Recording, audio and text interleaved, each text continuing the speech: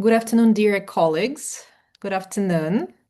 We're extremely happy to see all of you. Thank you for joining. I know that it's just 2 p.m. and you have lots of work to do, but you're still with us. Many thanks. So while you're joining, let's just double check whether the sound, whether the picture is okay.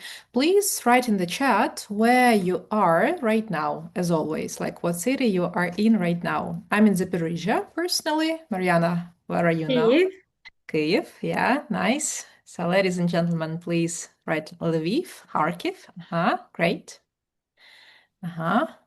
Muhaч, Batumi. Interesting. On Frankivsk, Luz, Brovary. Great, great, great. Vinnytsia. Amazing. People from around Ukraine and from around the world, I would say. So, as far as I understand, you can hear and see as well, since you keep writing everything in the chat. Well, then let's get started. And today we're going to talk about a bestseller, a truly bestseller for adults, which is called Speak Out. But before that, just a few words about us, about polyglot books and stuff. So my name is Anna, and I'm a methodologist at Polyglot Books, and I'm going to tell you a bit about our bookshop right now. So in fact, our company consists of three parts, which are, first of all, Be Pro Education Center. This is an English school, also a Cambridge Exam Center, Polyglot, and we teach kids, teens, and adults. We work online. Then the second one is Polyglot Bookshop. A few words about it later. And last but not least, Polyglot Training Center. So this is a place for English teachers. And let's get started. First of all, Polyglot Bookshop. I hope that all of you are subscribed to us. If not, please do so.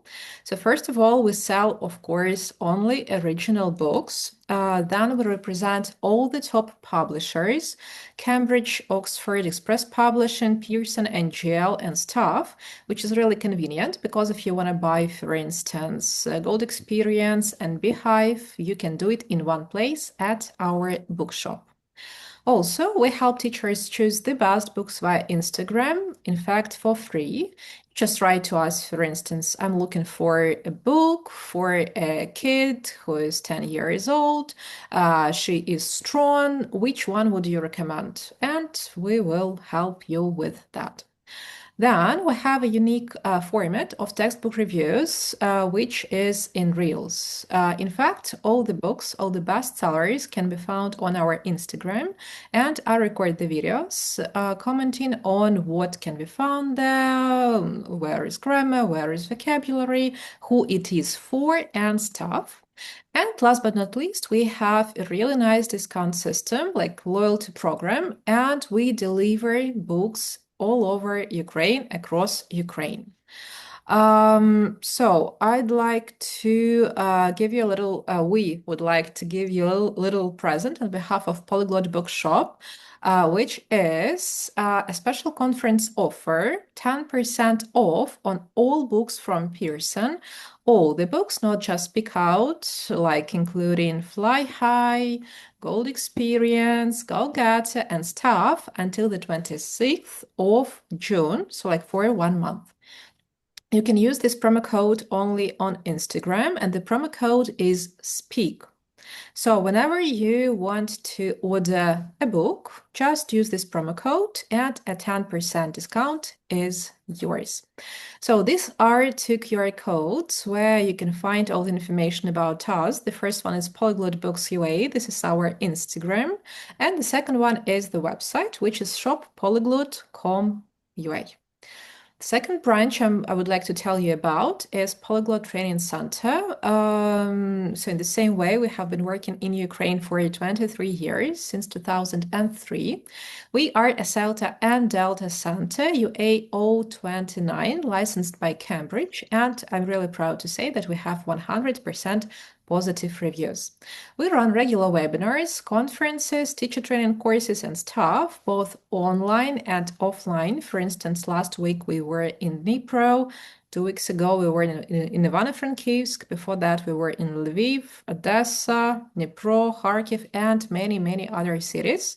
So you can scan the QR code, subscribe to us, and you'll find out everything new. You'll see all the notifications there. Then a few words about CELT. As I have mentioned, we are a CELTA and Delta Center, and there are 3 courses which are going to be there in summer, part-time and full-time. You can see the dates there. And a really nice thing is that all of our CELTA tutors are the same people. So basically, you always know who to expect and who to see. I'm pretty sure that you have already seen some of them, and they are our regular CELTA tutors. These are our QR codes. First of all, this is polyglot.ua, our Instagram, and trainings polyglot.ua. This is our website. This is the platform where you can find numerous webinars. Some of them are free of charge. You can just get registered and see yourself what we have. And last but not least, this is the 3rd branch. This is our English school, which is called BPro UA. And if you're a teacher, we have plenty of teachers in our groups. We prepare for exams, for CE, for IELTS and stuff. And if you're interested, just scan the QR code, please, and you'll see everything there. So the book we're going to talk about Ukraine today, not Ukraine, is called Speak Out, and this is a bestseller indeed. This is one of the most popular books, course books for English learners, not only in Ukraine, but all over the world. And, I'm in fact studying in a group right now at BPro as well, using this book, Speak Out C1, C2. And one of the main reasons why I decided to enroll was in order to check how this book works so that we can comment on it. And well, frankly speaking, I do like it. I mean, grammar, vocabulary, some really, really nice phrases, which are for high flyers, also amazing activities for speaking, and everything is extremely logical. And this is why, in fact, we invited Mariana to tell us everything about that, because this is definitely a book worth looking at. So, without speaking too much, I'm incredibly happy to present Mariana Petrechka, who is, as you can see, a really, really experienced methodologist and teacher trainer with plenty of qualifications. And before the webinar, we were just having a small talk with Mariana, and she told me that this is the first time she's going to share this material, and I'm really grateful for that. I'm sure that she's going to share only the most interesting information. So, Mariana, the floor is yours. Thank you, Anna. Hi, everyone. Yes, SpeakOut is my love. So I have to admit that before I start the session, because I love this book and I can talk about it for hours, but I remember that I have 1 hour. So ladies and gentlemen, if any, please don't run away. We'll manage. Now, before we start, can you tell me if you have any experience using SpeakOut? Maybe this edition, maybe another edition. So have you ever used the book to teach, to study, or maybe just flip through the pages somewhere in a bookshop? Okay. Have you used this particular edition, or are you familiar with the previous editions? Okay, pluses and minuses. So some people are completely new. All right. Well, 3rd edition, well, there are 3, yeah? So there have been so far 3 editions. I'm lucky enough because I have experience using all 3 of them. Okay, Katerina, just like you, exactly. Okay, this one. All right, so this is a new title and not a new title because it's been out since 2022. Yeah, it started coming out in 2022, and some of you might have used it. And there are so many good things about SpeakOut that I decided that if I try to show you everything, that wouldn't make sense.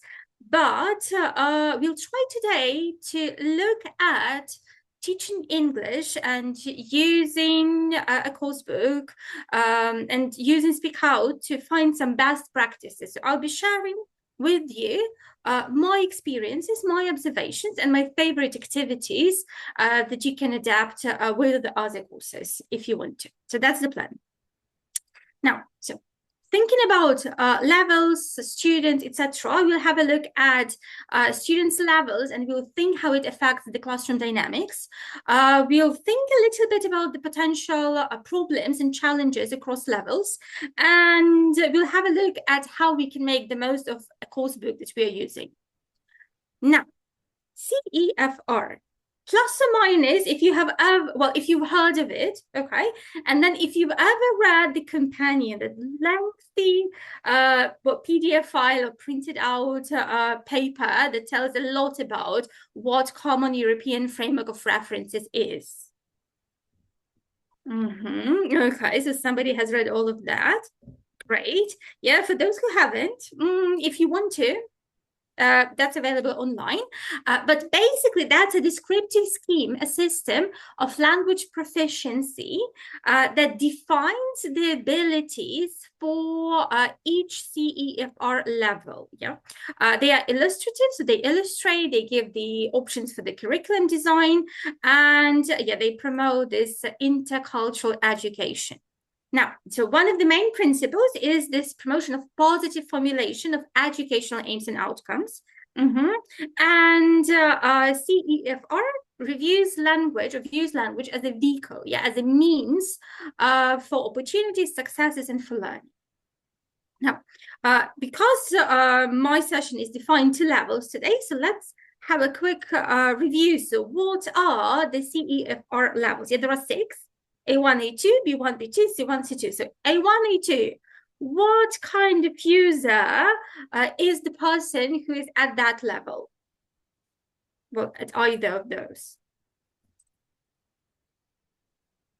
All right. Okay, beginner, kind-like, and can you think of an adjective describing, so what kind of user that would be? Because we have beginner, elementary, starter, yeah, so okay, beginner and elementary, exactly, begging, okay, I like it, I love this option. All right, but yeah, so beginner, intermediate, these are the translations of CEFR levels, yeah, elementary, etc. So when we talk about A1, A2, that's a basic user. Now, B1, B2, what kind of user is the person who is at that level, at one of those? Okay. Let's try and guess. Well, intermediate, that's B1, but what about B2? It's upper intermediate. How can we call that? Medium, okay, yeah, but it starts with I. Exactly, Eugenia. That's an independent user. All right, and what about C1, C2? What kind of user would that be? Okay. Oh, fluent, yeah, good adjective, yeah, proficient, absolutely, yeah, so basic, independent, and proficient user. Now, thinking about your students, which levels do you teach? What kind of students have you got? Are they all A1, A2, B1, B2, C1, C2, and mix everything? A1, B2, okay. It's basic A1, A2, A1, B2, mostly A1, C1. I'm lucky, Xenia, that you find people with C1 and higher. No C2s at the moment. Okay, okay, all right. Quite a good range. Okay, okay, good. Now, thinking about your students, all that was you meant. Okay, someone works only with C1, C2 students. Natalia, we are all working hard to get you these and to get them at this level. Okay, now, in your experience, which levels are the easiest to teach? And I'm not talking about like, I know, your experience, your level of English, etc., but think about the students. Think about the motivation, yeah? What drives them, what pushes them, how they get demotivated, etc. B1, B2, B1, A2, B1, B1, B2. Okay, okay, A2, B1 beginners. Okay. Fantastic options. All right, pre-intermediate. Okay, all right. Okay. Now, a very logical follow-up question. Let's think. So these are the levels I define as the best levels to teach, like the most rewarding levels. Guess why? So A1 is actually very easy to teach level, in my opinion, yeah. And again, I'm not talking about methodology, resources, textbooks, courses, etc. But at this level, students know nothing, yeah? So A1, that's 0 when they come to an A1 course. Yeah, maybe they know the alphabet, yeah, false beginners, they can read a little bit. But you start from nothing and you give them the voice. You let them express something. And they can ask for help, get themselves a glass of wine on holiday, yeah, buy a ticket to a museum, etc. And that's why I consider these students to be easy to teach, the best levels. Yeah, they know little to no English, and with your help, they can handle simple everyday interactions, some basic communication, and they see the instant result, and you see the instant feedback that now they can say something. Okay, now B1, a lot of you stated B1. Any ideas why B1 is a good level? Well, in your opinion, so you name in B1, why it's a good level to teach? If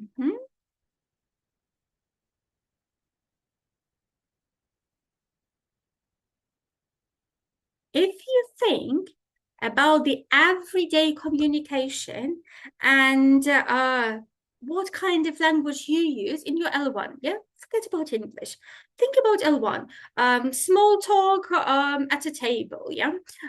Meeting a friend, talking to a colleague, shopping, I don't know, making a complaint, etc. What kind of language, what kind of structures, what kind of words would you use? And if you try to check those in a dictionary, or if you check the equivalents in an English dictionary and check the CEFR level, most of them, like 90% of them, are going to be B1. Because this is the level of everyday communication. And students feel really comfortable because they, well, in a general English course, we discuss everyday topics. We talk about work, holidays, home, traveling, environment, entertainment, sport, etc. And this is exactly the level why it's super, super comfortable with the B1 level. So everything they are learning, grammar, vocab, topics, it's all really convenient, and they have opinions, they have thoughts, and they see that they are discussing something in a language that they would normally use in their L1. And yeah, so they communicate, they can express their ideas, they are, well, they are independent users. They can use English to solve problems, yeah? Now, C2 is, again, a fantastic level to teach because people who are at C2 level, number one, they do English because they like it, yeah? So in 98% of the cases, C1 is enough for everything. Being a CEO, presenting at conferences, writing academic papers, etc., etc. So C2 is for fun. You are there if you like it, so they are motivated. C2 students, even if you come across some difficult material, you give them a text which is like super tricky or something, they can survive it. C2 can survive anything, yeah? And they get fun of overcoming some hurdles, challenges, difficulties, and they enjoy the process. So that's why C2 is also a really, really rewarding level to teach. If the only problem is they are like unicorns, yeah, it's extremely difficult to find somebody at a C2 level because that would be something who already speaks excellent English, and in many cases it's a teacher of English, and yeah, teachers are busy, so they rarely find enough time to go to courses. Okay. Now, so if these are the best levels, so what are the most difficult levels to teach? Now, you can guess what I'll have on the next slide, but in your experience, what are the levels which are difficult to teach? And then why?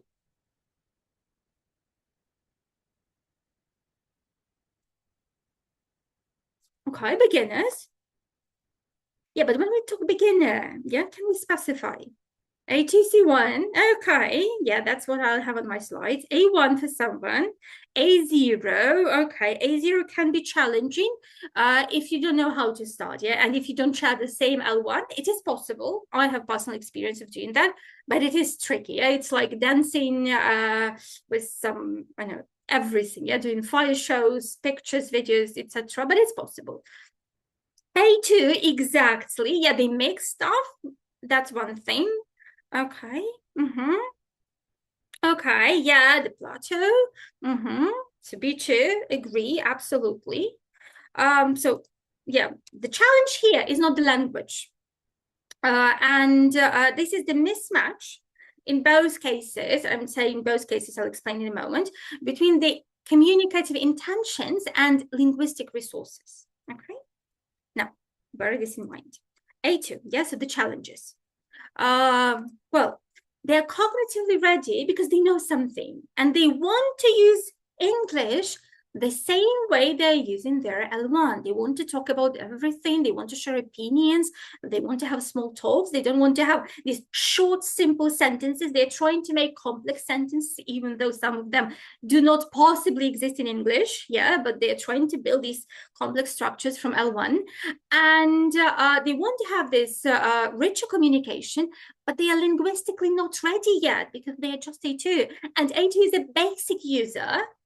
B1 is an independent user, and this transition, because in the beginning with A1, they are super happy when they learn something like, I can talk in English, I can understand something in English, I can ask for something, yeah, basic words, maybe not even sentences, phrases, but it works. At A2, they get ambitious and they want to talk like they talk in L1, but they're not yet there. Yeah, so they're linguistically under-equipped, but they're cognitively ready. Yeah, they understand kind of like how the language works. They understand that there are words, there is grammar, you can join it together, you know, that you can listen to things. They probably are already aware that connected speech exists in English and it's not so easy. Yeah, and reading doesn't mean, doesn't equal to understand something when you listen to it, etc. But this is it. That's the challenge. Now, pluses or minuses, if you agree or if you have noticed something like that with your students, my solution or what I usually do to help my students, because you can bring the horse to the water, but you can't make it drink, and you can try things with your student, but you can't use the things for them. Yeah, so we have to build the communicative confidence, right? Now, you were announced to be having a session on SpeakOut, and now you're having a linguistic monologue lecture, but here is the SpeakOut coming. Getting ready to talk about SpeakOut and thinking what might be useful for you and beneficial, and choosing objectives like what to show you. I decided to show how SpeakOut actually solves these problems of transition between levels and building up a system, because learning a language is very different from having a lesson. Yeah, and it's not just like you have a good lesson, another good lesson, and they combine and you have a result. Not necessarily. It's not even like you have a good book and you have another good book and you have a result. Not necessarily, unless you have a system which builds up upon something that you have already covered. Getting to result is still possible, but a lot more challenging. Yeah.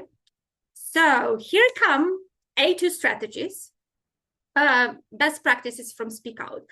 These all come from 3rd edition, but if any of you still have the old editions, like I do, at home, I have all of them, and you can still use them as well, yeah, just that 3rd edition is relevant, appropriate in terms of cultural information, in terms of content, what is now, what's topical, what people want to have, strategies.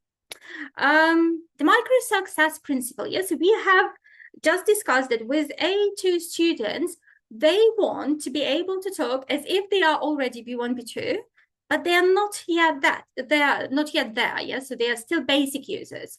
And one way of boosting and helping them to say more, to be more explicit, to be more accurate, is to break in the activities. And now I'm talking about speaking, but it's also possible to do with writing, into stages. So for example, your students have a task like talk about your local area, talk about your weekend, talk about your holidays, talk about your visit to the cinema, describe your working day, whatever. Yeah, because we have the topics and we talk about what they are doing in order to help them work effectively and do the task effectively.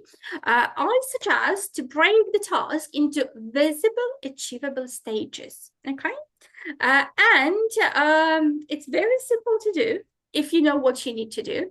But if you have a task, speak about something, it really helps if you structure it like that. Like they know for students, yeah? So this is the micro success principle. You state exactly what they need to say. And they can see, aha, I have 5 bullet points, I have 2 bullet points, 3 bullet points. And then I make at least 1 sentence on each point. And that's a monologue, it's a text.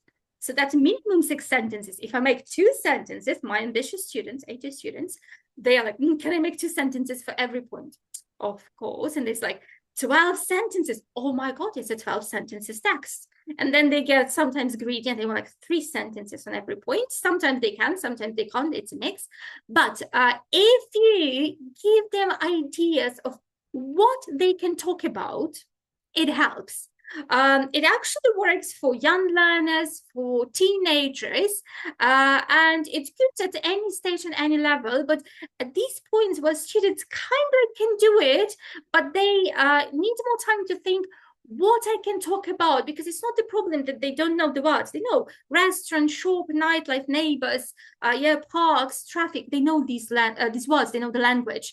But thinking on the spot what to say about what to say, it's like it's a double challenge. Yeah, so they don't only form sentences in English, but they need to remember all of these words. They know them, but they are not yet independent users. If you give them the ideas what to talk about, and they have this key language in here, they just form the sentences. And then, so in my neighborhood, there are a lot of restaurants. There are no restaurants, but there are cafes. In my building, there are 2 coffee shops. I drink coffee there sometimes, blah, blah, blah. And it's simple English, yeah, nothing new, nothing difficult, but it gets them going. It's not abstract, it's something specific. And well, a lot of students benefit from that. Okay. Now, another point with AT students is they sometimes, and you let me know yes or no, they sometimes ask you, can you correct everything? I want to speak perfect, correct English. Do they sometimes ask you to correct everything? Because I sometimes actually have students asking for that, or they're super happy, or if you don't correct them and they later will, I said that and you did not correct me, why? Yeah, so sometimes they do ask for that. Well, it's a big complex question, should you correct everything, etc. Yeah, but we also need to correct. Sometimes they don't want to be corrected, they want to talk, but there is a lot to work on. And we need to find the balance. So what I suggest is, again, staging a speaking task, any speaking task, so that at first, yeah, the same task, they speak freely in pairs, like no correction, nothing, they discuss whatever they want. Well, we as teachers monitor it, listen to some common mistakes, some phrases they couldn't get out, etc. And open class, we just discuss how to say this, how to say that, put something on the board, etc. So we help them find the voice, we help them find the words that would work in that context to discuss that aspect of life. Then yeah, we reformulate what they were trying to say, and they repeat the task with the same partner, with a different partner, doesn't matter. And here you can ask them to do peer feedback. So like listen to each other, notice the good phrases and spot mistakes if any, take some notes, and then discuss like, you gave me a lot of sentences, but you forgot to use, I know, past simple or something. And then after that, yeah, they can actually speak freely in new paths and on new groups. Now, this is the ideal sequence, okay? So basically, if you have like 30 minutes for a task and you can allocate it to this task, yeah, You can shorten it where they speak freely, you reformulate together, and then they repeat the task with a new partner, with the same partner, and then you give feedback to them. Yeah, so it can be not 6 stages, it can be shorter. And yes, I wouldn't suggest setting up every speaking activity like that, but sometimes if your students want to be corrected, so it's coming later, let's try. Or if they don't want to be corrected, like, don't stop me, I want to talk, I want to finish. And then you have like 2 pages of comments. Yeah, going through 2 pages is going to be the end of the lesson. So this is how you can balance this and try it as an approach. Now, hidden repetition. Have you ever checked, or have you ever thought, have you ever observed your students, how many times they need to have contact with the new language for it to be remembered? So there are studies on that, then there is reality. So there isn't an exact number, it might differ. But let's try, okay, several, what's several? Like at least 3-4 times, I would say. At least. Okay. Probably more. Okay. Katerina. Okay, yeah. So basically this the research differs, but generally it says that we need to have contact between 8 to 12, that's the figure I have, but I believe you might see 19, etc. Interactions with the new language.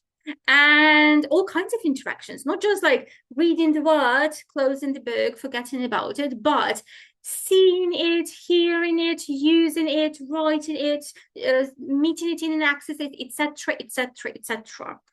And well, course books are written the way that it's already embedded into the course book. And I'm going to illustrate how it might happen. If you add new material, if you teach new language, okay? So if you like, well, if your student asks you, can we learn the car parts? Yeah, students can be strange. They are traveling, they're going by car, they want to know how to name the car parts in case something happens and they need to explain to a mechanic what's wrong. That's a real life case of mine. Yeah, and we were learning like blinkers and steering wheel and everything. Life, or you just see that this is the language they need for some reason, yeah, but it's not in the book, you're adding it up.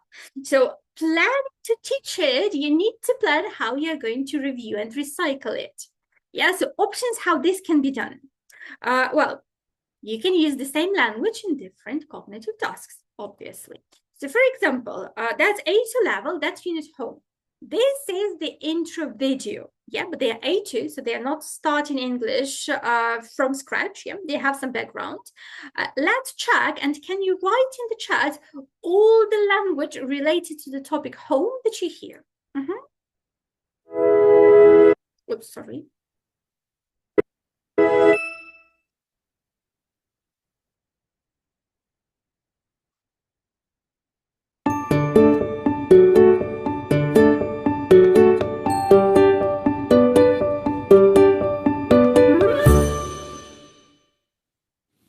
Yes, sometimes my parents or my friends come to visit me, and we don't have a guest room in our house.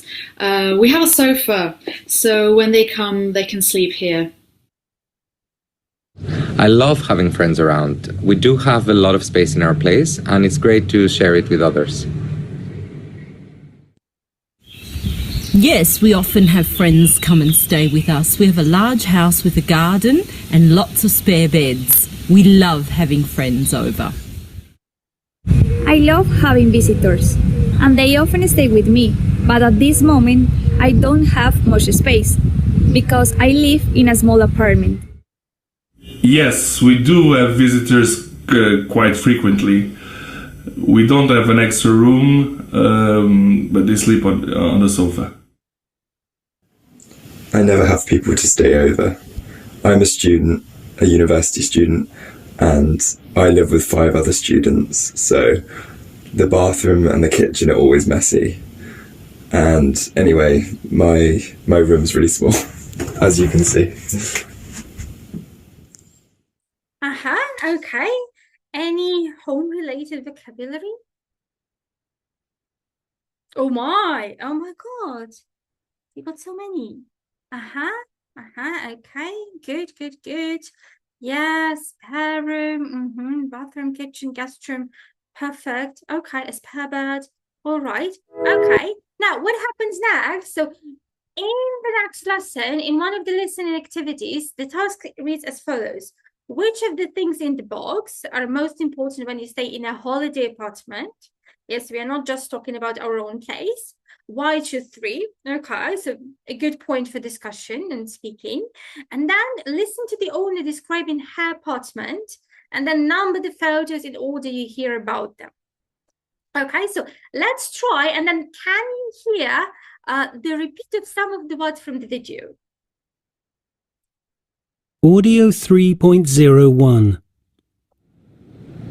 Hi, I'm Joanne, and welcome to my apartment, or your apartment really, for the time you're in Edinburgh. This video has all the information you need for your stay. So, let's go. Okay, this is the key box. It's over here, near the front door. You enter the code here. And this little door opens. These are the keys. These 2 keys here are for the front door, and it's easy to open. It's usually easy to open. There. It's open.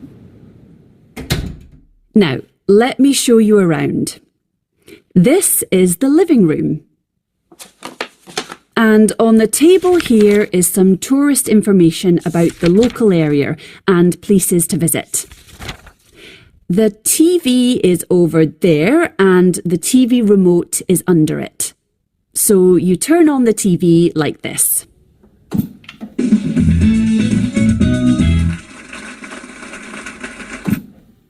The Wi-Fi password is here, on the shelf under the TV.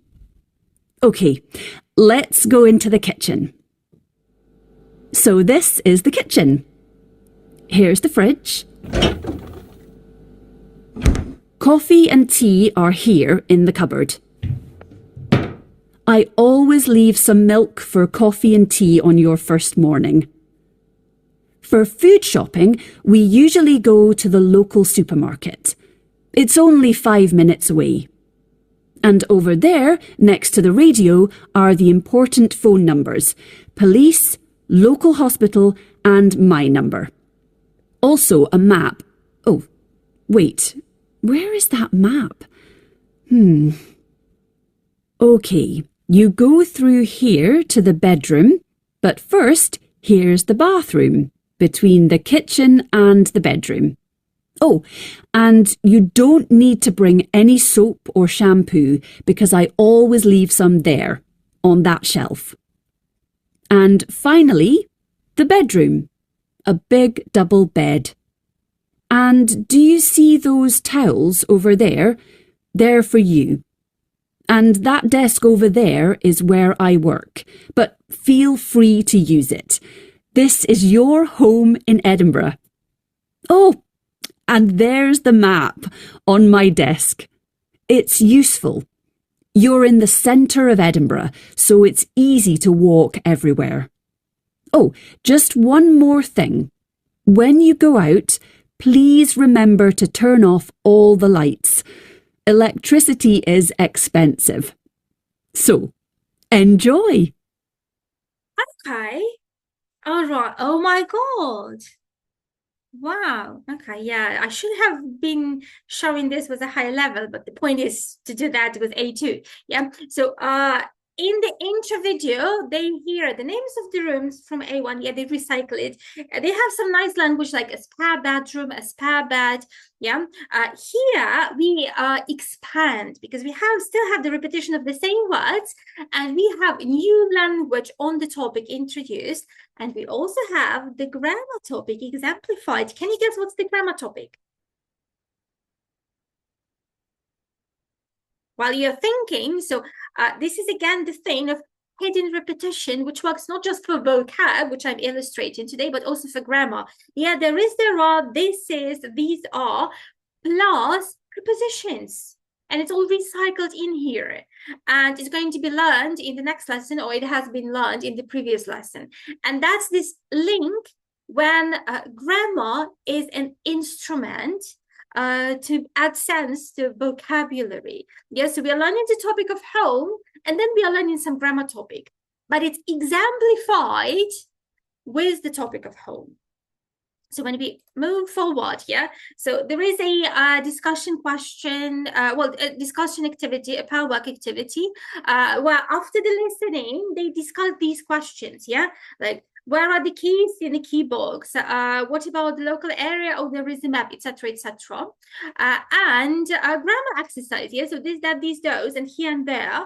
But if you check, so key, window, yeah, room number, bathroom, so it's again the topic of home.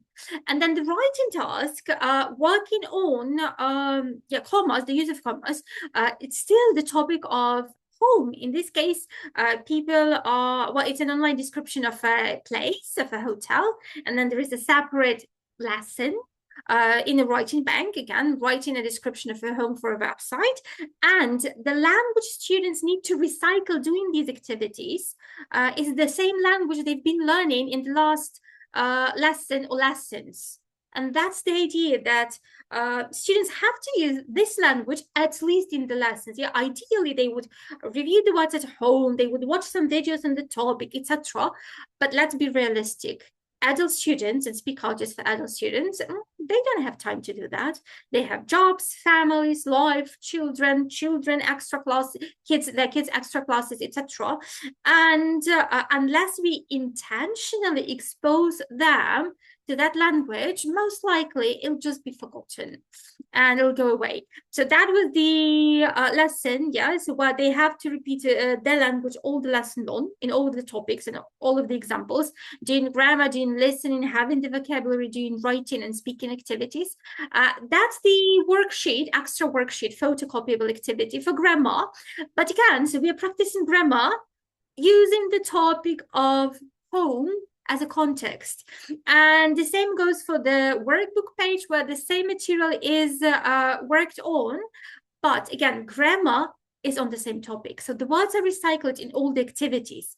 And in power work activities, role plays, feedbacks, listening tasks, videos you give them, ideally, they should be exposed to the same language. And apart from that, bringing a variety to class, changing the cognitive workload, yeah, because some activities are a bit passive, where you just need to listen and understand. Some of them are active productions, where you need to say the language. It actually helps the memory to build the connections better and to remember the words better. Because if you, okay, let's imagine that you have a circle, yeah, and if you have a very thick row, but only on one side of it, or if you have a lot of thinner but a lot of different ropes on all sides, in which way can you hold it better? Well, obviously, the more connections, the better the result. So that's it. Now, that was A2. So when they are linguistically under-equipped, we try to solve this problem by helping them build the communicative confidence. Now, B2C1, so I put them together because it's kind of like the same problem. Yeah, so after B1, where they feel very comfortable, it's enough English to talk about anything, yeah, unless we are talking about any specific topics, yeah, like niche things, so general English courses. Why do they need to have this B2, C1 struggle? Yeah, at C2, they just are having fun. But B2, C1, it's a choice, and it's sometimes it's a choice they are not choosing to make, yeah, they're pushed to make. Now, any ideas why it might be difficult to work with B2, C1 students? There was one comment early in the chat talking about the plateau. And basically, that's the thing, because they're linguistically capable. B1 is enough to discuss most of the things, yeah? but well, communicatively, they are not convinced. Like, why would I need to? Yeah, they don't see the progress because, okay, I can use this language to talk about home, but my B1 language was enough to talk about home, or to, I know, make an appointment, ask for a refund, whatever. B1 was enough. Why would I need to have B2? Yeah, so yeah, exactly, no progress, because nothing is changing. It's not like I couldn't ask for a cocktail, now I can ask for a cocktail. I can make a question. I can talk about my weekend, yeah, with like A1 students. And it's not like, well, it's fun and it's interesting, and yes, I'm learning new things, because they're new things, but I have easier things and they're okay. And here, well, the solution, we need to build this communicative necessity, okay? Let's have a look at a couple of things. Some of them will be one-off things, you just do it once, and that's it. Some of them will be recyclable things. Now, so with SpeakOut and this continuity, what I suggest is explicitly show your students how advanced language can help them, or how it changes what they're saying. So you might have seen these like A2 C1 English videos. So I have one to share with you if you haven't. They're fun. And okay, let's just check. Yeah, so how A2 and C1 is different. A2 English v C1 English. I'm hungry. I'm famished. I think. I reckon. Sorry, I fell asleep. I nodded off. Keep it a secret. Keep it under wraps. I'll visit you later. I'll drop by later. Yeah, so these are examples of phrases. What I suggest doing is taking either a B1, for example, text, or a C1 text, or a B2 text, and then, like, this is a B2 text. Yeah, I'm exemplifying everything with B2. And then ask your students to simplify it, or ask ChatGPT to simplify it, and then ask your students to check and notice the differences. I've done the job for you. But basically, yeah, so we have the word outline. So B1 word would be describe, yeah, so aspirations, dreams. And then I sometimes ask my students who are getting ready for exams, and they kind of like C1 for some reason, but they don't want to learn all that vocab or structures. So we compare B1 or B2 and then C1 or C2 examples, and then we discuss how are they different. And then how higher level is more precise, is more accurate in terms of tone, and how it's more persuasive, how it's more beneficial. So they discover, okay, which one feels better, which one would you see in an article, or would be you would expect to hear at a conference, etc., because these are like niche levels. And by showing that to students, they may say, it's kind of the same. You can say it in a simpler way, but do you want to sound like someone who speaks like this or someone who speaks like that? Yeah, because very beautiful is absolutely correct English, but would you use it if you're a B2 student? Yeah, do you want to sound like a 15-year-old? Yeah, a teenager maybe. Or do you want to sound like a university professor or some CEO of a company? And usually when we discuss like who and why might need a higher level, and then they think, okay, so I'm in a position where I should be speaking C1 English because I'm an educated individual with some top-ranked job, etc. Usually it helps to keep them motivated. Yeah. Now, thinking about higher levels, and then again pushing them towards using more complex structures, because usually it's quite often about pushing them. Yeah. So you can ask them, you can give them a simple sentence, like a B1 sentence, and then ask them to expand and to analyze how it changes. Yeah. So the aim of this report is to describe the difference between B1 English. Yeah. Simple structure, simple sentence. But if you rephrase with students, like to explore what appears to be a growing difference between, yeah. So this one is a bit more precise, yeah. So you're not just describing, you're exploring. yeah, better wording, or like to consider the differences, so you're evaluating them, or to evaluate the extent to which, to seek to examine, yeah, the gap between something, to highlight areas. You might let your students search these online, use AI to find them, but if you analyze how it makes your speech different, that would quite often help them to improve. And what I sometimes do, I give my students a simple like A2 text, and then I ask them to rewrite it in better English, in more complex English. Yeah, what I usually do, being tricky, I take the exact sample from the book, which is like B2 level, or C1 level. When we are teaching writing, yeah, there is an example. So they don't know it's from the book, but they get it. They try to rewrite it. They have some variant. Then we have the actual original text from the book, and we compare which one is better, which one is more precise. And quite often, again, they make attempt at using complex language, but because they do that only in class, yeah, it's unlikely they try to do that at home, and they don't do that very often. They fail and they make a lot of mistakes. They feel not confident. They try to avoid using complex language. I have students whose listening and reading skills are C2, but their writing and speaking is like B1 because they avoid using anything more complex. Like, and when we discuss like how can we say it, they rephrase it, and then why did you not put it there? It's like, I didn't want to have mistakes. You would be correcting them. You would make me to rewrite it, etc. Now it's all correct. I'm confident.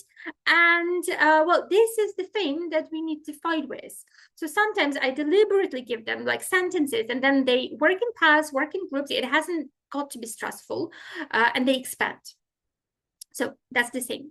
Now, thinking about high levels, and let me know in the chat if you agree, quite often the problem is that because they are at a high level, like B2, C1, the texts are very long. Yeah, we have a reading lesson and we have 2 pages of a text.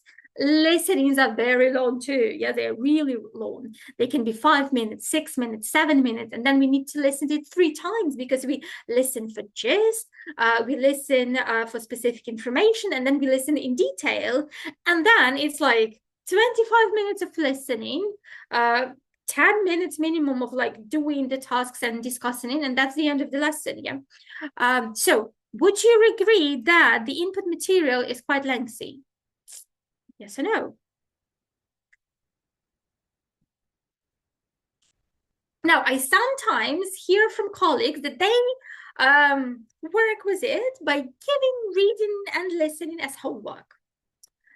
And it's okay to do sometimes, yeah? So generally, being an independent student, and then B2, yeah, that's an independent user. C1, that's already a proficient user. They are capable to do the task by themselves if they decide to do it. But how often do they do their homework? How much of their homework do they do? And when we talk about the skills, reading and listening, they have to be trained and developed. So what you might sometimes do is just reduce the input. So for example, you have a listening task and it's 4 minutes, but there are 2 conversations with questions. In class, if you know that you're pressed for time, etc., you can do just 1 conversation and then the other conversation goes homework, no problem. Or another conversation goes for the next task in the next lesson, etc. And same with text. Sometimes they can be logically divided, and you have like 3 different passages where 3 different students get to read them, and then it's a nice speaking opportunity, yeah? Like jigsaw reading, where they read a bit, and then they talk about it to the other students who read different pieces from that same text. And then they are communicating, they're using English. They're not just reading, but they are retelling what they read.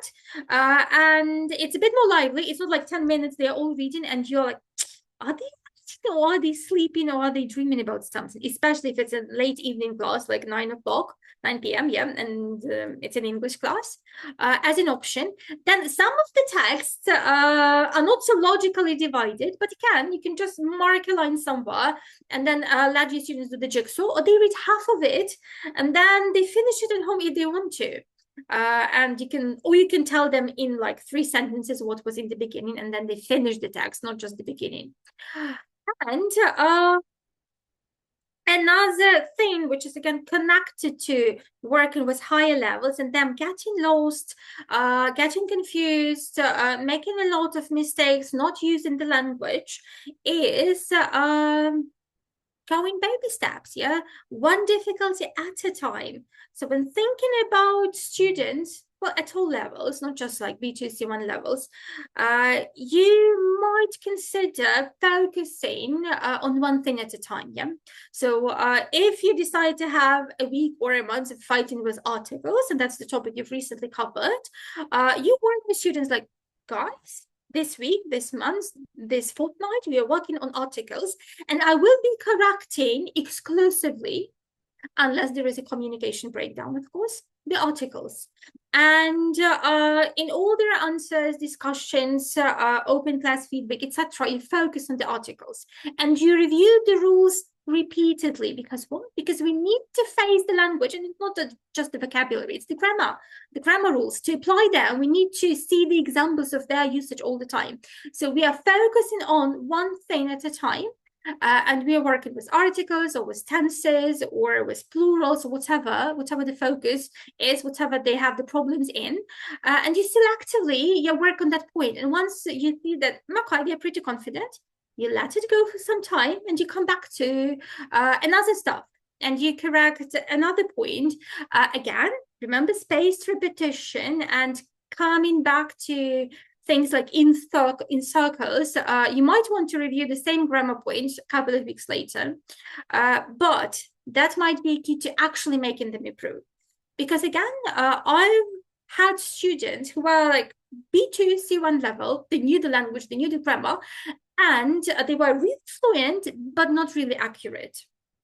And while if you read CEFR, you can see that at C1 level, it's okay to make some mistakes. Yeah, but then some mistakes and a lot of mistakes, that's the difference. Now, ta-da-da-dum, so I'm done. That was it about teaching across levels and then working with A2 and B2 plus students effectively. If you have questions, if you have specific questions, how something can be done, please let me know in the chat.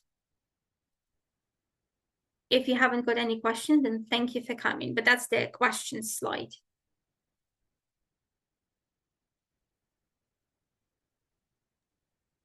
Thank you very much, dear colleagues. If you have any questions, perhaps these are questions not just about the content of the presentation, like on the whole.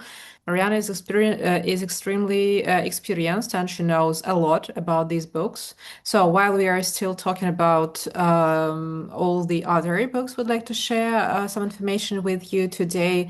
Please do not hesitate and write the questions in the chat, all right? And we are not done yet. Please look at my screen. Yeah, I had a question about slides as well. Так, переходжу на українську мову. Я запропонувала Мар'яні такий формат. Ми трошечки поговоримо про бестселери. Вона трохи розкаже про особливості кожної з книг. І якщо у вас ще будуть питання щодо інших книг від Pearson, будь ласка, пишіть у чаті, і Мар'яна вам на них відповість. Гадаю, що це буде такий дуже цікавий формат і корисний для вас. Ми зробили таку підбірку найпопулярніших підручників, по-перше, для молодшої школи, і не тільки для молодшої, ще і для дошкільнят, як ми бачимо. Так? Мар'яна, може трошечки розкажете в цілому для кого, буквально декілька речень про кожний з них? Давайте, розкажу про книги, ви заки накидуйте запитання в чаті, я ось їх собі зберегла, нікуди вони не втечуть, теж на них відповім. Отож, My Distant Stars and Friends, ось цей такий альбомний, як ви вже, мабуть, запідозрили, це дошкільнята. 3 рівні, в принципі, можна працювати з будь-якого рівня, тому що всі вони йдуть pre-A1. Вони поступово вводять літери, через всі 3 рівні. Вони знайомлять з основними такими базовими правилами читання, але ми не читаємо. Ми готуємо руку до письма, ми вивчаємо дуже багато лексики і структур граматичних імпліцитно. Це ось ресурс виключно для дошкільнят. А інші 3, Fly High Ukraine, Team Together і My Disney Stars and Heroes – це навчальні ресурси для молодшої школи. Fly High Ukraine, як ви могли здогадатись із назви, це курс, який локалізовано безпосередньо для українських школярів. Всі курси відповідають програмі міністерства, всі вони мають грифи, але безпосередньо Fly High Ukraine містить ще українознавчий компонент, розвиває громадянську відповідальність, емоційний інтелект тощо. Team Together – це курс, на який я вам рекомендую звернути увагу, якщо ви готуєте учнів до іспитів, молодших школярів до іспитів будь-яких. Він дуже екзаменаційно орієнтований, крім того, що він робить все те саме, що і будь-який курс англійської, вчить слова, вчить граматику. Він націлений, власне, на тренування учнів для безпосередньо виконання і проходження міжнародної сертифікації. My Disney Stars and Heroes – це курс, який побудований на основі мультфільмів Діснея. Але те, на що я вам дуже рекомендую звернути увагу в ньому, це на ось це відпрацювання. Пам'ятаєте, я вам розказувала із SpeakOut, з Діснею це просто ідеальний варіант того, як відпрацьовується навчальний матеріал. Починається він із вокабулярного розгорту, де фрагмент із мультфільму з озвучкою, звісно, навчальною. І ось в цьому фрагменті буде лексика, яка в цьому уроці вивчається, граматика, яка буде в наступному уроці, прикметники, які будуть з емоційного інтелекту, бо там ми вчимо і happy, і sad, і brave, і tired, оце все. Ось воно буде. З'являться структури, які будуть пізніше прозвучать. А далі у нас буде граматичний урок з цією самою лексикою і з граматикою, яку ми вже вивчали. У нас буде урок такий клил, де ми вивчаємо якусь таку цікаву тему. Наприклад, там є урок про тіні в першому рівні, є урок про транспорт, є урок про тварини, там, що вони їдять, є урок про різні матеріали, є там про різні візерунки. Є історія, в якій будуть ті самі прикметники, ось на почуття, які будуть пізніше в уроці, про емоційний інтелект. Все це відпрацьовується, всі уроки, там 12 уроків йдуть, вони відпрацьовують ту саму лексику, ту саму граматику, і в кінці всього у нас буде проєкт, який просто ось така вершина всього, що ми вивчили. І всі проекти такі, що дітки можуть виконати самі. Це не вам писати на уроці, це не мати додому на домашку, все вони абсолютно можуть виконати самостійно. Ось так. Клас, чудово.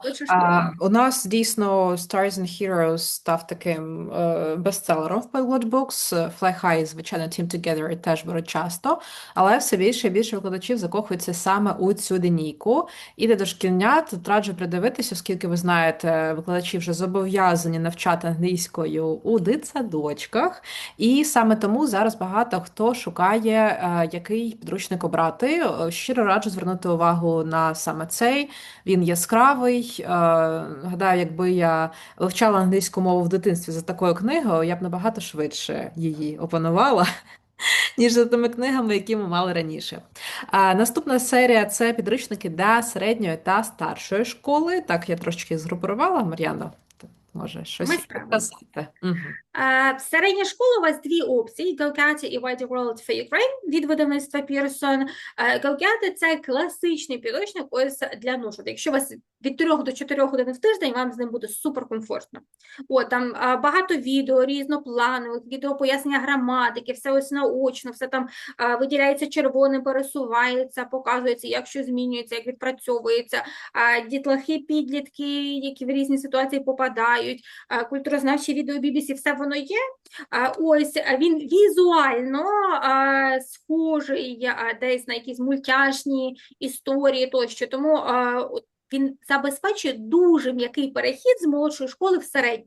Тому що контентом він відповідає середній школі, а візуально, якщо ви погортаєте, він доросліший, там і дітки віком 10-11 років в першому класі, але він все ще зберігає ось цю дитячість. Це треба побачити. Ось Wider World Second Edition for Ukraine – це локалізований навчальний курс для України. Він такий для амбітних вчителів. Ось якщо у вас 5 годин в тиждень, вам з ним буде суперкомфортно. Я знаю особисто колег, які і 3 години в тиждень їм прям класно, нормально все працює. Ось знаю знають варіанти, коли беруть його на 1,5 року, що теж може бути. Ми пам'ятаємо про очікувані результати, так, А2 в 6 класі, Б1 в 9 класі, тому навіть працюючи з White World за 1,5 роки, у вас все ще буде виконано всі очікувані результати від міністерства. Ось він враховує весь українознавчий контекст, теж частково українознавчий компонент, тобто десь в правах будуть хтось з українських митців, і в іменах, там, в другому рівні, ось який тут, наприклад, є наприкінці текст про козаків. Ось дуже він такий збитий, насичений, наповнений. Хто працював, може теж прокоментує щось у чаті, тому що дуже багато всього інтенсивно вводиться, і звісно, націлюється він на підготовку до іспитів теж. Тобто ось уже з White World ми починаємо готуватися або до НМТ, якщо ми говоримо про шкільний формат і завершення навчання у школі, або до міжнародних іспитів. Фокус – це любов не тільки моя, любов просто тисяч вчителів в Україні. Ось про це кажуть цифри замовлень. Це курс, який зміг вібрати собі і поєднати все. Тому що він дуже вдало готує до іспитів. Ось, і в нас є кейси, коли... Дезодоранти не підкажете? Там не, да? Це, дякую. Вимкнула звук. Ось, у нас є кейси, коли з фокусом прекрасно готують і здають міжнародні іспити до рівня C1 включно. Ось, тому що фокус має 5 рівнів, 5-й рівень, по суті, закінчується на рівні C1. У нас прекрасні результати, і теж чуємо про те, що вчителі коментують і кажуть, що їм дуже подобається, їм дякують батьки, бо діти їздять в подорожі і все купляють, і замовляють, і запитують, і на екскурсії англійською ходять, і перекладають батькам. От, тому він собі поєднав і такі навички загальної англійської і екзаменаційної підготовки, що зустрічається не так і часто. Gold Experience – це ось чиста екзаменаційна підготовка. Звісно, всі вони вчать англійську. Ось, але Gold Experience націлений, власне, на здачу іспитів, тому якщо ви готуєте до будь-яких міжнародних іспитів, то передивіться, погортайте, багато уваги приділяється стратегіям, різним форматам виконання завдань, різним типам завдань. Ось. Так, я трошки додам від себе, тобто це 4 бестселери абсолютних, в нас їх беруть дуже часто. Напевно, один з найпопулярніших – це все ж таки фокус. Дійсно, всі знають його високу якість, дуже сильно його люблять викладачі, його беруть як для шкіл, так і для курсів. Gold Experience – це такий в нас цікава історія з ним. Раніше у нас по Global Books його майже ніхто не купував, але ми 6 років тому в нашій школі в ПІПРО повністю перевели всіх підлітків на Gold Experience і жодного разу ще не пошкодували, бо результати дійсно просто фантастичні. Ми дуже-дуже довго шукали, який підручник взяти, так, щоб він і до іспитів готував, і давав структуру, і підходив для інколи Mixed Ability Classes, адже ми знаємо, що майже всі, в принципі, групи – це Mixed Ability, навіть якщо ви дуже-дуже ретельно їх підбираєте. І от Gold Experience, він нам чудово закрив оцей геп між різними студентами. І коли 2 роки тому, здається, на вебінарі з Оленою я розповіла про те, що ми беремо Gold Experience, у нас його почали брати на класи, на школи, і знову ж таки ми не отримали жодного негативного відгуку. Буквально тиждень тому проводили Sell to Open Day у Дніпрі, і там наша школа-партнери купують для всіх класів з 5 по 11 Gold Experience, і вони сказали, що вони у захваті, і будуть брати його наступного року також. Тому, якщо ви ще не дивились, моя щира рекомендація, подивіться, він вартий цього. Наступна серія. У нас тут зібрались найкращі книги. Так. Давайте з кінця, мабуть, SpeakOut. SpeakOut – це новинка, тому хтось з вас, можливо, ще про нього не чув, хтось десь мав нагоду побачити. Коли ви так подивитесь на цю книгу, вона доволі тоненька. Тоненька вона не просто так, а тоненька вона тому, що за SpeakOut застосовує принцип перевернутого класу.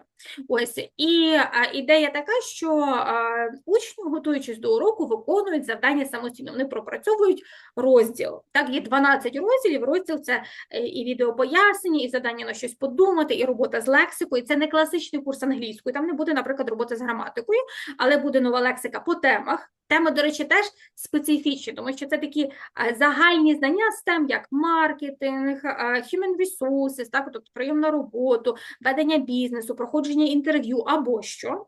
Але вони будуть цікаві широкому колу слухачів, тому що якщо ми говоримо, наприклад, про проходження співбесід, там, і як приготуватись до співбесіди, і яку інформацію пошукати про компанію, і які запитання варто ставити, і як зафоловапити цю співбесіду, що зробити після того, як ви пройшли інтерв'ю.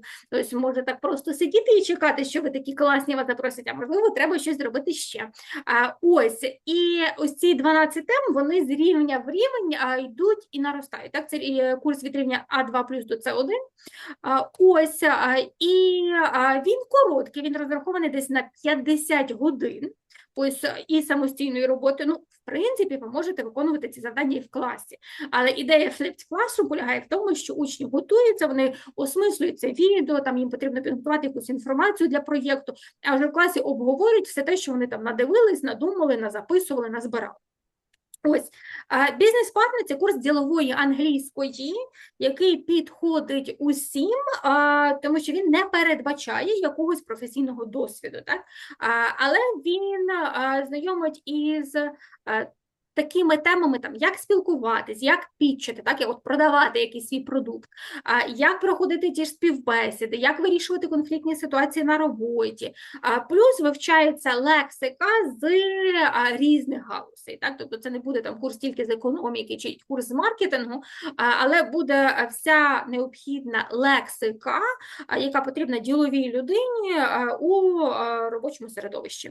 Roadmap – це курс загальної англійської, який супергнучкий, тому що там йдуть дві частини, йдуть основні розділи, це інтегрований підхід, де на одному уроці буде і завдання на аудіювання, і завдання на читання, і на письмо, і на говоріння, і лексика, і граматика. Ось це все буде на розгорті, а окремо йдуть ще до всіх розгортів скілзові уроки з певним фокусом на навички читання, письма, аудіювання або ж говоріння, так, functional language. Ось, і це дозволяє вам скомпонувати курс на ту кількість годин, яка у вас є. SpeakOut – це моя давня любов, я його безмежно люблю, але ось, якщо у вас геть мало годин, не беріть SpeakOut. Моє серденько буде краятись і плакати, що ви стільки класного і корисного випускаєте. SpeakOut – це курс загальної англійської, який покриває все. Ось, наприклад, SpeakOut вчить вимови. І може вам здаватись, кому ця вимова потрібна, і я зараз не говорю про те, щоб звучати як native speaker, але якщо у вас зустрічаються студенти, які непогана граматика, гарна лексика, а погано сприймають на слух, це часто через те, що вони не розбирали фонетику, так, і не розбирали connected speech, так, оці всі зв'язні там «ї», «ви», «ри», не розбирали інтонації, не розбирали там catenation, reductions, всі явища мовні зв'язного мовлення, а ось SpeakOut їх всіх вчить. З рівня в рівень поступово в кожному уроці йде блок на pronunciation. Крім того, SpeakOut вчить і лексику, і граматику, і все це ресайклиться. Ми з вами трішки сьогодні гортали, як з юніта в юніт вся лексика і граматика перетікає, постійно відпрацьовується. Ось це неймовірний курс, який спокійно можна використовувати рік і півтора, залежить знову, скільки у вас годин, наскільки у вас активні учні. І якщо у вас нема годин, то візьміть roadmap, його так можна швиденько вибрати, що потрібно, і зосередитись. А от якщо ви хочете такий солідний, серйозний курс з класними результатами і підготовкою до іспитів, у мене особисто є кейси підготовки з SpeakOut до IELTS, де люди, проходячи нижчий рівень SpeakOut, наприклад, B1, у мене студентка отримала B2. Ось вона готувалася, і, в принципі, B1 було достатньо для вступу на навчання, це була учениця, ось ми починали з низького рівня, у нас не було супербагато часу, ось, і вона, пройшовши SpeakOut B1, отримала сертифікат за IELTS B2. Ось, це вам про результати SpeakOut і про його системність. Просто вона настільки класно все відпрацювала і затренувала, що ми просто набрала кращі бали. Тому SpeakOut працює. Бачу в коментарях, що учасниці не подобається roadmap, і я тут бачу, що і пояснень мало, і коротко. І я пам'ятаю, Мар'яна, здається, це ви розповідали минулого року у нас на вебінарі про те, що roadmap структура відрізняється від інших, насправді, підручників. Може, трошечки розкажете? Давайте тоді знайду коментар, бо я так їх не гортала поки. Ага, це останній. Мало пояснень, дуже коротко подається граматика, мало вправ на виконання. Гарна лексика, але багато часу на доповнення. Дивіться, це дуже спірне запитання. Ось, все індивідуально. Ну, тобто, якщо вам роудмеп не подобається, він вам не подобається. Тут нічого не зробиш, як з будь-якою книгою. Якщо ви не любите шоколадне морозиво, яке б вам божественне шоколадне морозиво я не принесла, ви не любите морозиво, все. Ось, те саме з підходом. У роудмепа інтегрований підхід, і тому у вас може здаватися відчуття про те, що мало вправ, тому що в одному розділі, власне, вміщено все. Про те, що завдань мало на виконання і граматики. Є додаткові розділи граматики в кінці, є граматика додаткова у воркшітах, є граматика у воркбуці. Ось, якщо геть її мало, то, звісно, можна доповнювати, але якщо погортати і порахувати вправи, то кількість завдань з граматики всієї, яка є в курсі, в роудмепі і SpeakOut буде співставна. Там не буде великої різниці, ну там, можливо, десь на якусь справу буде менше-більше, ось, але загалом кількість матеріалу ось на відпрацювання, вона схожа. Якщо ви візьмете книги по товщині, подивитесь, вони співставні. Ось, але через те, що роудмеп ці скілзи виносить окремо, а в основний цей короткий курс інтегрує одразу і скілзи, і systems, роботу з лексикою, з граматикою, у вас може бути відчуття, що всього багато, тому що правда всього багато. І в ідеалі ось цей розгор, це має бути 2 уроки, де ми спочатку працюємо з вокабуляром і з рецептивною навичкою, бо там буде якийсь listening або reading, а потім ми працюємо з граматикою і з продуктивною навичкою, тому що 4 фокуси за урок – це забагато. Ось, але ось ця кількість матеріалу, плюс, якщо ви це все персоналізуєте, обговорюєте і робите, то у вас повноцінних 2 уроки якраз і вийде. От, тоді воно буде гарно лягати. Якщо у вас геть нема часу, ви це все прям розгортами проходите зараз швиденько, тоді, звісно, воно і не пропрацьовується.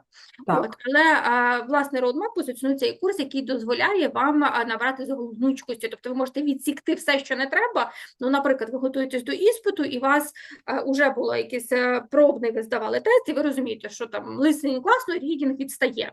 То ви будете проходити основні уроки, щоб повторити, відточити лексику, граматику, плюс додавати до нього тільки рідінгові скілзові уроки, наприклад, чи тільки райтінгові, чи якийсь мікс. І ось роудмеп вам це дозволить робити. SpeakOut, ну ви, звісно, теж можете якісь справи викидати, так? Але якщо ви почнете прям півкнижки викидати, то тоді в чому цінність цієї книги? Ось, а роудмеп, він розрахований, він пропонує такий, як fast shoot, швидкий варіант пройти, або комплексний. Ось, якщо він вам не підходить і ви вчите повноцінні курси, то просто візьміть SpeakOut і буде вам щастя. Так, 100%. Дуже багатьом викладачам подобається roadmap, якраз таки за його flexibility. Тому, якщо він не подобається, будь ласка, SpeakOut – найкращий варіант для вас. І last but not least, тут трошечки поясню, я додала декілька підручників, і не тільки від Pearson, а й також від Internal Education, бо гадаю, що вони достойні уваги. Тут, от ліворуч, це мої 2 улюблені посібники, якщо чесно, граматичні. Це My Grammar Lab, One Love Forever, і другий, який я побачила тільки нещодавно, і, до речі, знімала його вже в Instagram, і він дуже-дуже зацікавив наших клієнтів, регулярних покупців, саме через його величезний розмір, якість друку і якісні цікаві вправи. Мар'яна, може, декілька слів від вас також. Ну що, давайте тоді по порядку. My Grammar Lab. Це 3 рівні. А1, А2, Б1, Б2, С1, С2.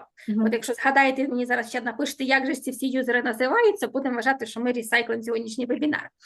В чому його цінність? Правда, це така товстезна книга, і більше того, в неї є ще код, а за кодом йдуть додаткові вправи. Вправи в книзі і вправи за кодом – це різні вправи. От тут, хто хоче багато граматики, просто ви берете в книжці граматики, відкриваєте онлайн, такі думаєте, та що там, а там відео пояснення, хоп, а там додаткові вправи, хоп.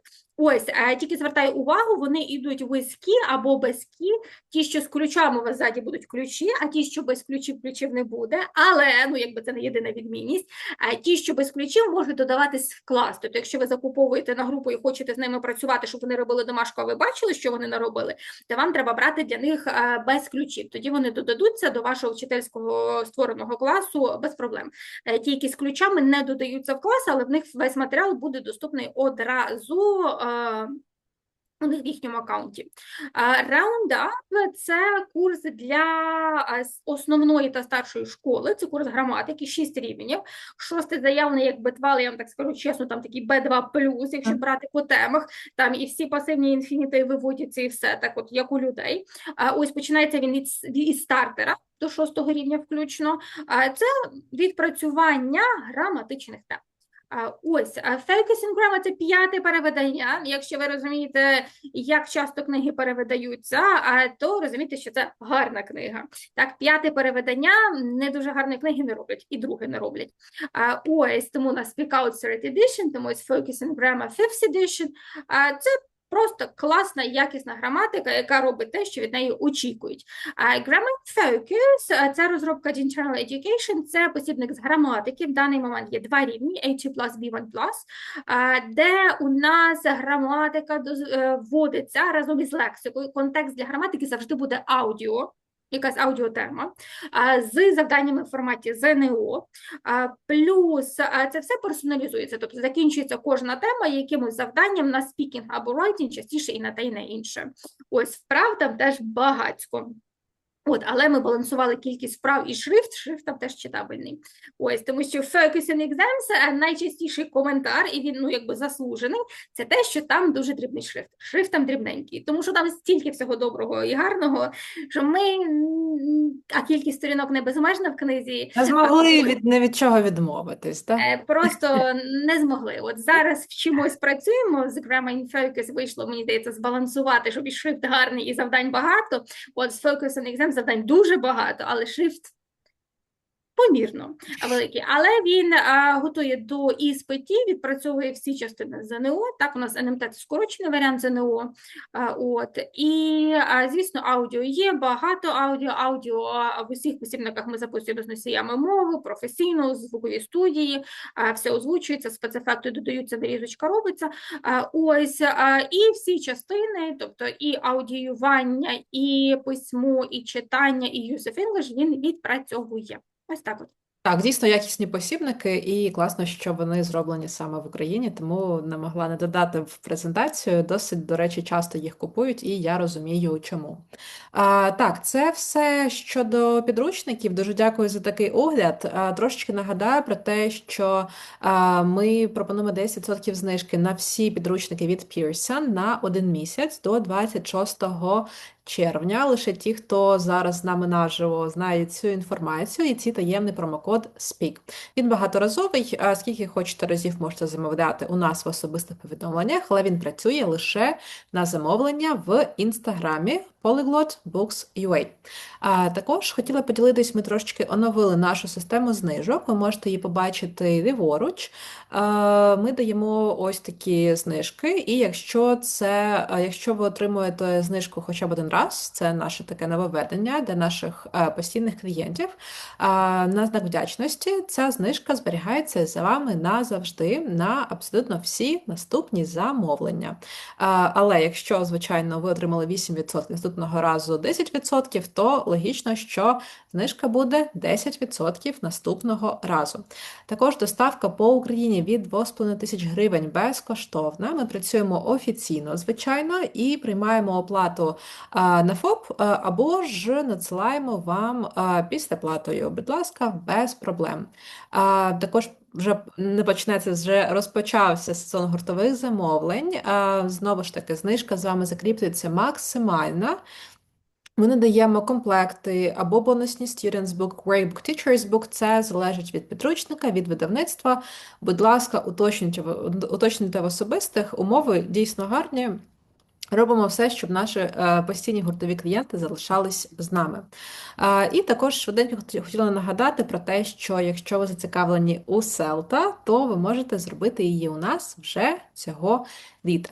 Запис буде, слава Богу, обговорювали з Мар'яною, щоб треба не забути записати, все записали, сертифікати будуть, абсолютно все прийде вам на пошту. Якщо є питання, будь ласка, пишіть нам в Instagram.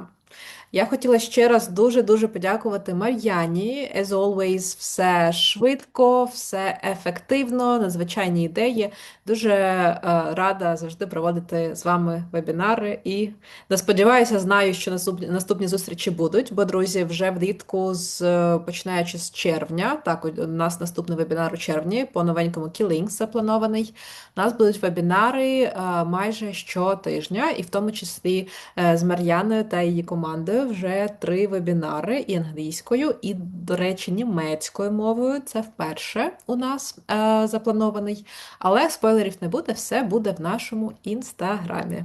Тож, дуже дякую, Мар'яно, і дуже дякуємо всім, хто знайшов час. Я ще на запитання людям обіцяла.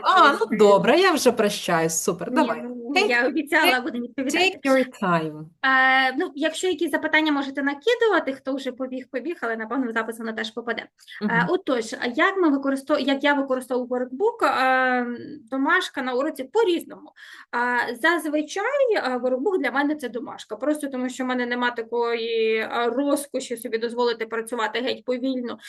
І SpeakOut, він оптимально працює з виконанням домашніх завдань. До речі, от якщо у вас є студенти, які ходять на уроки, в мене є такі, ходять на уроки, класні, молодці, просто найкращі учні, але вони ніколи не роблять домашку.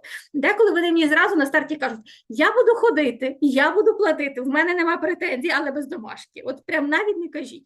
Іноді вони там потім якусь домашечку просять, але є такі, які ось ходять роками, все клас, в них є прогрес, звісно, не такий, як з домашкою. То з роудмапом так можна. З SpeakOut, вам прийдеться тоді цю домашку просто переносити на уроки і пропрацьовувати. Але зазвичай для мене воркбук – це домашка. Я дуже люблю варіант, коли ви купуєте, у вас SpeakOut, іде така опція, у вас воркбук цифровий, ви домашку задали, вони поробили, ви подивилися репорт, і ви зразу до уроку знаєте, робили вони домашку чи не робили, які були помилки, що там і як. Іноді які завдання можу виконувати на уроці, якщо там виникають труднощі, або якщо нам треба щось відпрацювати додатково.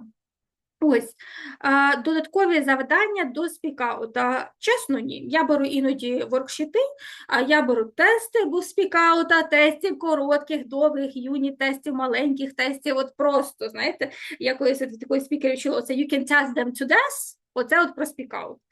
Хочете, можна їх затестувати, а можна просто використовувати їх як вправи для ресайклінгу. Знову-таки, це дорослий курс, всі дорослі. Якщо вам не потрібно якоїсь регулярної перевірки, то це теж чудове відпрацювання. Я такий зайнятий і лінивий вчитель, я дуже рідко починаю щось додаткове шукати. І теж не так часто додаю якийсь додатковий вокабуляр, просто тому що я розумію, що якщо я його дала, воно мене потім буде муляти і гризти, що треба його якось повторювати і відпрацьовувати.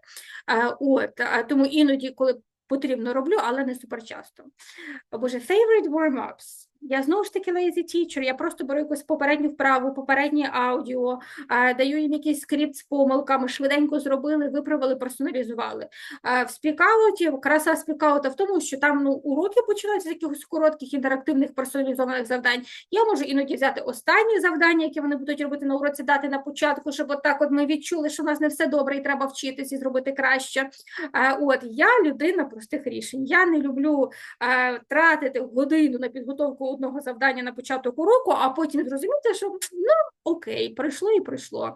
А це до мене прийшло з досвідом, коли я в перший рік викладання, працюючи з молодшими школярами, я вже, мабуть, всім розповідала, до першої ночі я вирізала пазл з словами до теми Різдво. Я така була в захваті, мені здалося, що це так класно, я такого ще не бачила, це було давно, зараз їх багато. Я оце розрізала канцелярським ножем, 10 пазлів, слава Богу, 10, а не 25. І мої дітлахи, оцей пазл, який я до першої ночі вирізала, за 3 хвилини склали, таким, клас, все. І я воно того не варте. І вам теж рекомендую не ускладнювати. Юніт SpeakOut, ось якщо ми говоримо про SpeakOut, бачу, хтось теж пазли вирізав, мабуть, мені сердечко поставив. SpeakOut, у нас іде відне відео, ось ми з вами сьогодні бачили до теми Home, далі ідуть 3 уроки, вірніше так, 2 уроки, які будуть вокабуляр, граматика, звісно, скілзи.